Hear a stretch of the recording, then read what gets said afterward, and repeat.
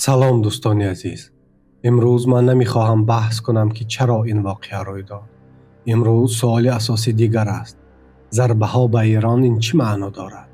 این برای جهان چی معنا دارد؟ برای خود ایران و برای تاجیکستان چی معنا دارد؟ من از اول یک چیز را روشن میگویم. در روزهای جنگ و بحران اطلاعات بسیار می شود. ولی آوازه ها از این هم بسیارتر. برای همین من کوشش میکنم با زبان آرام و فهما حرف زنم. چه چیزها بیشتر همچون واقعیت میبینیم، چه چیزها بیشتر تحلیل و احتمال هستند. هدف یک تاست. ما از حسیات به عقل برگردیم، از حیرت به فهم و از آوازه به واقعیت. اما پیش از آن که من به جهان، ایران و تاجیکستان گذرم، میخواهم یک چارچوبه بگویم. چون این حادثه تنها یک ضربه نیست، این مثل یک علامت دوره است. شاید بسیاری از شما حس میکنید که ما به یک زمان دیگر وارد میشویم. زمانی که در آن حل مسئله ها دیگر مثل پیش نیست. جهان به یک دوره نو وارد میشود. امروز بسیاری چیزهایی که قبلا در دفترها و اتاقها حل میشدند، حالا به صحنه گشاد میبراید. پیشتر بسیار دولت‌ها در سخن یک چیز میگفتند، در عمل یک چیز دیگر میکردند، اما کوشش میکردند آن را پنهان کنند با اشاره، با رمز، با دیپلماتیا. امروز باشد بسیار وقت ما میبینیم که عمل خود به خود پیام است. پیام‌های پنهانی کمتر، پیام‌های آشکار بیشتر. زبان اشاره کمتر میشود، زبان قوه بیشتر. اینجا من یک فکر تلخ میگویم ولی مهم است. ما به دوره نزدیک میشویم که در آن مقصد دیگر به قدر تصویر مهم نیست. یعنی نه تنها آن که چی کردند، بلکه آن چگونه نشان دادند. یعنی نمایش قدرت خیلی هم مهم می شود امروز. بعضا حادثه های نظامی به دو قسم تقسیم می شوند. عملیات و نمایش. و در زمان شبکه های اجتماعی نمایش قیمت می شود. چرا چنین شد؟ من امروز سوالها را موضوع اساسی نمی کنم، ولی یک شرح کوتاهی محیط می دهم. ما سالهای زیاد در جهانی زندگی می کردیم که بسیاری از بحرانها با قاعده ها محدود می شدند. حتی اگر قاعده ها ویران می شدند، در گفتار حداقل احترام به آن قاعده ها نگاه داشته می شد. امروز باشد مردم حس می کنند که قاعده ها دیگر آنقدر قوی نیستند و در جایشان منطق قوه می آید. تواناتر است که زودتر می زند که اول نشان می دهد. زبان زور، زبان قوه. من نمی گویم که جهان پر را به همین تبدیل شده است، ولی نشانه هایش بیشتر شدند. و برای همین ضربه ها به ایران بسیارها همچون یک علامت بزرگ می بینند. دیگر اشاره نیست، ضربه است. دیگر گفتگوی پنهانی کمتر، عملی آشکار بیشتر. این چارچوبه مهم است چون به ما میفهماند تأثیر این حادثه تنها در ایران نیست. تأثیر آن به آن است که دیگران در جهان چه خلاصه میگیرند. دولت‌ها، بازارها، مردم همه یک خلاصه میکنند. اگر امروز با این شکل ممکن است، فردا به دیگران هم ممکن است. و همین خلاصه خود یک تأثیر است. اکنون اگر یک جمله بزرگویی، معنای اساسی این ضربه ها برای جهان چنین است. این تنها یک رویداد نظامی نیست. این یک ضربه اقتصادی است. چون که در چنین وضع یک نقطه کلیدی تمام جهان را می لرزاند. راه‌های انرژتیکی، راه‌های بحری و نرخ نفت. اقتصاد از جنگ می ترسد. وقتی اقتصاد می ترسد، نرخ‌ها زود حرکت می کنند. بازارها نااستوار می شوند و کشورها فشار را در روزگار مردم حس می کنند. اول برای جهان این چه معنا دارد؟ من 5 تأثیر بزرگ را می گویم. انرژی، انفلاسیون، بازارها، سیاست داخلی و فایز، یعنی نمونه خطرناک. تأثیر اول نفت و انرژی. وقتی در منطقه خلیج فارس و اطراف راه‌های کلیدی تشنج بالا می رود، جهان به یک چیز فوراً واکنش می کند. خوف خلل در تأمینات. حتی اگر نفت به طور واقعی کم نشده باشد، تنها خوف کافی است که نرخ بالا رود. این مکانیزم عادی است. خوف، بالاروی نرخ. و وقتی نرخ نفت بالا می رود، این تنها بنزین نیست، نفت نقلیات است، لاجستیک است، گرمی است، استحصال است، پلاستیک است. همین طور شوک نفت به بسیار نرخ‌ها می‌گذرد. تأثیر دوم تورم یا انفلاسیون. وقتی انرژی گران می‌شود، انتقال گران می‌شود. پس غذا گران می‌شود، مال‌های روزمره گران می‌شود. اینجا یک جمله بسیار عادی است. جنگ می‌تواند در یک جغرافیا باشد، اما قیمت‌شوی جهانی می‌شود. تأثیر سوم نااستواری مالیوی. بازارها به خبرهای جنگ و خطرها حساسند. وقتی نامعینی زیاد می شود، شرکت‌ها و سرمایه‌گذاران احتیاطکار می شوند. این می تواند به نرخ سهمیه‌ها و قرب اسعار به قرارهای تجارتی تأثیر کند. و وقتی قرارهای تجارتی احتیاطکار می شود، بعضاً جایهای کار هم آسیب می بینند. یعنی تأثیر تنها تلویزیون نیست، تأثیر در قرارهای اقتصادی هم هست. تأثیر چهارم سیاست داخلی کشورها. این نقطه بسیار وقت از نظر می گریزد. وقتی که در جهان بحران می شود و نرخ‌ها بالا می روند، دولت‌ها در داخل زیر فشار می افتند. مردم می پرسند چرا همه چیز گران شد؟ و بعضاً این به سیاست داخلی تأثیر می کند. دولت‌ها مجبور می‌شوند قرارهای سخت گیرند یا برعکس به هر راه آرامی نگاه دارند. وقتی فشار اقتصادی زیاد شود، سیاست داخلی تغییر می‌یابد. تأثیر پنجم و شاید از همه چقدر فایز، یعنی جهان چی می‌آموزد؟ اگر دولت‌ها خلاصه کنند که قوه بی‌عاقبت می‌ماند، احتمال استفاده قوه زیاد می‌شود. اگر خلاصه کنند که این قوه عاقبت سخت دارد، احتمال استفاده قوه کم می شود. همین است درس دوره و همین درس می تواند آینده را بسازد. حالا بیاییم به قسم دوم، خود ایران. برای ایران معنای این ضربه ها از چند طرف وزنین است. من 5 معنای اساسی را می گویم: روزگار، امنیت، اقتصاد، روحیه و آینده مناسبت ها. اولین معنا فشار بر روزگار مردم. آره، زمانی که ابرقدرت ها می جنگند، مردم عادی همیشه فشار می بینند. وقتی ضربه ها از خوف های نظامی زیاد می شود، اولین چیزی که بالا می رود استرس است و اضطراب. آدمان عادی درباره امنیت، عائله، کودکان، دارو، قیمتی، نقلیات فکر می کنند. در چنین حالت حتی آوازهای خرد هم می تواند ترس را و وهم را کلان کند. برای همین برای مردم مهم است که منبع خبر را تازه کنند و به خبرهای ترساننده کمتر گوش دهند. دومین معنا خوف آسیب و غیر نظامیان و هر چیزی که به زندگی شهروندی داخل دارد. هر اسکالاسیا وقت شدت زیاد می شود، خوف برای غیر نظامیان هم زیاد می شود.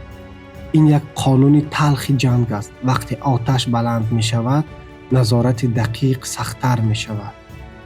و اگر آسیب به شهروندی رسد، این نه تنها فاجعه انسانی است، بلکه بحث‌های سیاسی و حقوقی هم سخت می شود. اینجا یک جمله عادی است: آسیب به کودک و غیر نظامی فاجعه است، همیشه و در هر جا. سومین معنا اقتصاد و مالیه. در چنین شرایط تجارت دشوار می شود. سقوط، انتقال، واردات و صادرات می تواند خلل بیند. بعضاً آدمان عادی احساس می کنند که مال کم می شود، نرخ بالا می رود و بعضی چیزها دیرتر می رسند. حتی اگر کس به سیاست کار نداشته باشد و از قرب اسعار، از نرخ دارو، از نرخ مالهای روزمره تأثیر می گیرد. چهارمین معنا معنای روانی. بعضا نامعلومی از خود حادثه وزنین‌تر است. آدمان به خود سوال می دهند: فردا چی می شود؟ بعد از یک هفته چی می شود؟ کار ما چی می شود؟ مکتب چی می شود؟ و این حالت می تواند خسته کند. برای همین در چنین وضع حفظ آرامی روانی یک مسئله خیلی مهم است. پنجمین معنا آینده مناسبت ها و باوری. وقتی ضربه ها به سطح آشکار می رسند، باور در مناسبت های بین المللی سخت‌تر برقرار می شود. اگر پیشتر راه‌های نیم گفتار و نیم اشاره بود، امروز باور کمتر و شبهه بیشتر می شود.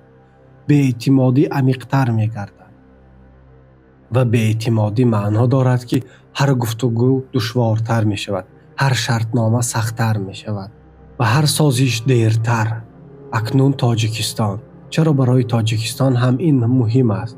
چون ما در یک جهان زندگی می کنیم که اقتصاد و امنیت به هم پیوسته است. برای تاجیکستان 4 راه اساسی هست که تأثیر می تواند برساند: سوزشواری، نرخ‌های روزمره، روانی و فضای اطلاعاتی و اینچنین راه‌های تجارتی و منطقوی. راه اول سوزشواری. تاجیکستان وابسته به واردات محصولات نفتی است. اگر نرخ جهانی نفت بالا رود و راه‌های انتقال نااستوار گردد، نرخ واردات بالا می رود. و وقتی سوزشواری گران می شود، نه تنها ماشین بلکه تمام زنجیر نرخ‌ها حرکت می کنند.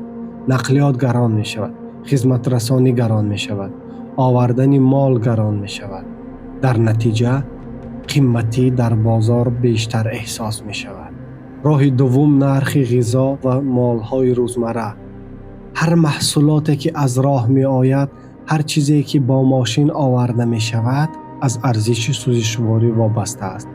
اگر انتقال گران شود، نرخ آرد، روغن، سبزیجات، حتی دارو و تکنیک هم می تواند بالا رود. بسیارها فکر می کنند ما با جنگ چیکار داریم، ولی در آخر جنگ به قیمتی تبدیل می شود و به جیب مردم می رسد. راه سوم فشار عمومی اقتصادی و احتمالی تأثیر به بازارهای کار. من این را به احتیاط می گویم. اگر در جهان نااستواری کلان شود، بعضی اقتصادها سست می گردند، بعضی بازارها احتیاطکار می شوند و برای کشورهای مثل تاجیکستان که به روندهای بیرون وابسته اند، این می تواند به حس عمومی اقتصادی تأثیر کند. این حتما نیست، اما خوفش هست. راه چهارم فضای اطلاعاتی و روانشناسی. تاجیکستان هم مثل دیگر کشورها امروز زیر تأثیر شبکه‌های اجتماعی زندگی می‌کنند. وقتی بحران می‌شود، آوازها زود به کشورهای دور هم می‌رسند. این آوازها می‌تواند ترس را کلان کند، می‌تواند عداوت ایجاد کند، می‌تواند گروه‌ها را به هم زند. و اینجاست که ما باید خیلی احتیاط کنیم. جنگ اطلاعاتی به تاجیکستان هم می آید، حتی اگر جنگ نظامی نآید. و در جنگ روانی سلاح اساسی ترس است. اکنون من به قسمت وسیع‌تر می روم. دوره نو چه معنا دارد؟ این چون شما درخواست کردید که بیشتر تحلیل باشد و بیشتر فهمانیم که چرا بسیاری ها حس می کنند دوره کابینت ها، دوره اتاق و دفترها گذشته است.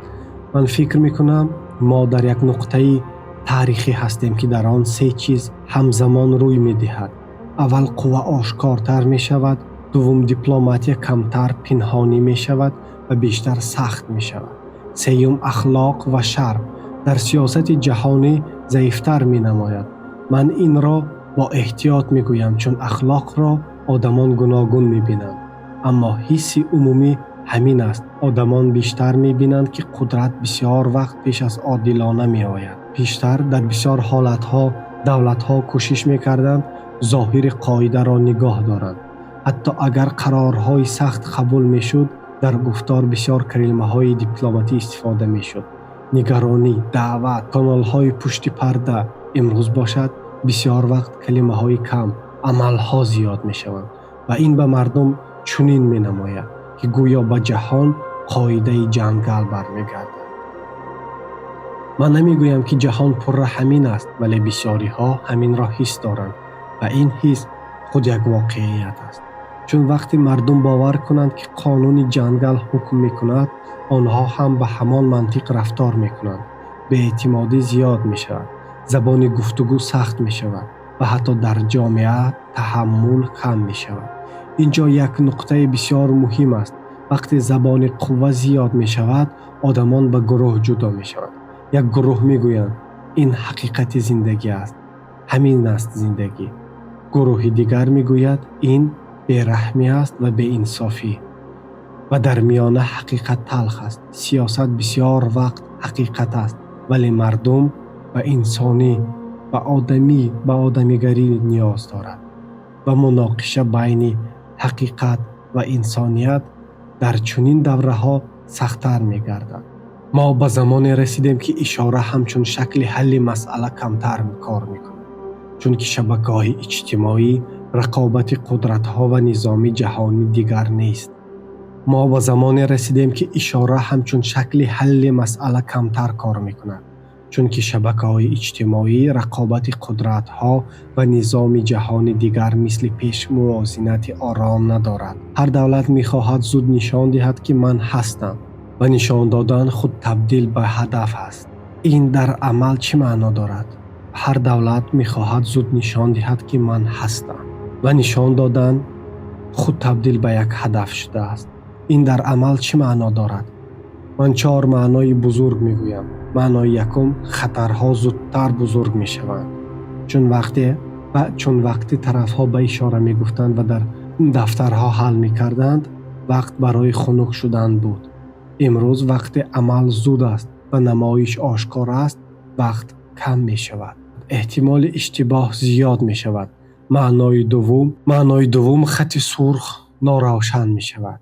در دوره‌های دفتری، اتاقی، کابینتی بعضی قاعده‌های نانوشته وجود داشت. کدام چیز را نمی‌کنیم تا وضع از دست نرود. وقتی این قاعده‌های نانوشته سست می‌گردند، طرف‌ها نمی‌دانند که چقدر پیش روند و همین ناروشنی خوفناک است. معنای سوم، مردم بیشتر قربانی می‌شوند. چون وقتی منطق نمایش قدرت می‌گردد، بعضاً حیات انسان در میان خورد می‌گردد. نمایش به تصویر اهمیت ندارد، نه به آسیب. و برای همین وظیفه ما همچون انسان این است که آسیب را فراموش نکنیم. معنای چهارم، جنگ اطلاعاتی سخت‌تر می‌گردد. چون هر یک عمل یک پیام است، هر پیام یک جنگ است و هر جنگ یک موجی آوازه می‌آورد. در چنین دوره هر کس می‌تواند اطلاعات شود، منبع میدیا شود و هر کس می‌تواند ناخواسته اسباب پروپاگاندا شود. برای همین حفظ عقل از همه مهم است. اکنون بیایید به سوال عملی برگردیم. در روزهای نزدیک این به کجا می رود؟ من 3 سناریو را وسیع‌تر میگویم، ولی باز هم تاکید میکنم اینها راه‌های امکان پذیر است، نه پیشگویی قطعی. سناریو یکم، شدت بالا می رود، اما بعد از یک چند مدت به حرکت دیپلماتی می رسد. در این سناریو هر طرف کوشش می کنند سطح پیام را نشان دهد و بعد راه برای پایان آوردن شدت جستجو می کنند. برای جهان علامت خوب در این سناریو این است که خوف در راه‌های بحری کم می شود و بازارها آرامتر می گردند. برای تاجیکستان علامت خوب است. این نرخ سوزشواری دیگر روز بالا نمی رود. سناریوی دوم، جنگ درازتر و شوک اقتصادی دراز می شود. در این سناریو نفت می تواند مدت بیشتر گران ماند، بازارها نااستوار مانند و انفلاسیون بیشتر احساس می شود. برای تاجیکستان این معنا دارد قیمت سوزشواری بالا می رود، مالها بیشتر، بودجه خاندان فشار می بیند و آدمان بیشتر صرفه‌کار می شود. در چنین حالت دولت‌ها در داخل هم زیر فشار می مانند، چون مردم از قیمتی خسته می گردند. سناریوی سوم، پهنگردی خوف به منطقه و راه‌های انتقال بحری. این خوفناکترین است، چون اگر راه‌های کلیدی واقعاً خطرناک شود، تأمینات دشوار می شود، سقوط کلان می شود و بازارها از ترس هم بالا می رود. در چنین حالت تأثیر تنها در این منطقه نمی ماند، تأثیر در تمام جهان حس می شود. نرخ، لاجستیک، اقتصاد و حتی مناسبت‌های سیاسی. حالا من یک قسمت دیگر از تحلیل بیهم. چگونه چنین بحران‌ها جهان را از درون تغییر می‌دهند. چون بعضاً ما تنها با بمب و خریطه نگاه می‌کنیم، ولی تغییرات اصلی در درون جامعه می شود. وقتی جهان به دوره قوه می افتد، سه چیز بیشتر می شود: ترس، غضب و خستگی. ترس مردم را به آوازه می برد. غضب مردم را به نفرت می برد. خستگی مردم را به بی‌پروایی می برد. و هر سه خطرناک است، چون آوازه عقل را می کشد، نفرت انسانیت را می کشد، بی‌پروایی مسئولیت را می کشد. از همین سبب من یک دولت خیلی عادی دارم. اگر ما نتوانیم سیاست را اداره کنیم، حد اقل روان و اخلاق خود را اداره کنیم. این اخلاق معنای خوشباوری ندارد. اخلاق معنای آن دارد که ما حتی در دوره سخت به دروغ خدمت نکنیم، به دشمن، به نفرت خدمت نکنیم، به پستی خدمت نکنیم. شرف در زمان سختی معلوم می شود. اکنون چند تصویه عملی که به همه ما داخل دارد، به ایرانی ها هم، به تاجیک ها هم و به هر کسی که این ویدیو را می بیند. یکم، منبع خبر را تازه کنید. شما به چند منبع با اعتماد تکیه کنید و دیگر کانال هایی که تنها احساسات می دهد کمتر بینید. اینک پایان ویدیو. دوستان، در تلگرام و یوتیوب کانال ما ابونه شوید، ما را پیگیری کنید، سربلند و پاینده باشید. با امید صلح به دنیای پارسی، با امید صلح به ایران. خدا حافظ.